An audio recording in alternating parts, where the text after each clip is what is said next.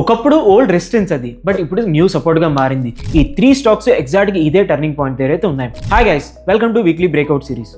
ఈ రోజు మనం మాట్లాడుకోబోయే 3 స్టాక్స్ ఆల్రెడీ బ్రేక్అవుట్ అయితే ఇచ్చాయి, బట్ వాటి యొక్క సపోర్ట్ ని మళ్ళీ రీటెస్ట్ అయితే చేస్తున్నాయి. ఇది మనకి రిస్క్ టు రివార్డ్ రేషియోకి మంచి ఫేవరబుల్ గా ఉండే ఛాన్స్ అయితే ఉంది.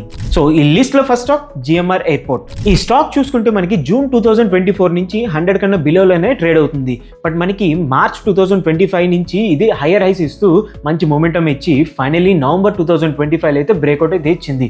బట్ ఈ స్టాక్ మళ్ళీ ఆ 100 యొక్క రెసిస్టెన్స్ ని రీటెస్ట్ అయితే చేస్తుంది. ఇది ఫ్యూచర్ లో సపోర్ట్ గా కూడా మారే ఛాన్స్ అయితే ఉంది.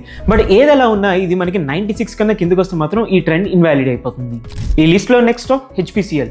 ఇది మనకు చూస్తుంటే సెప్టెంబర్ 2024 నుంచి 450 బిలోలోనే ట్రేడ్ అవుతుంది అండ్ మల్టిపుల్ టైమ్స్ రెసిస్టెన్స్ అయితే టెస్ట్ చేసింది అండ్ ఫైనల్లీ అక్టోబర్ 2025 అయితే బ్రేక్అవుట్ అయితే ఇచ్చింది.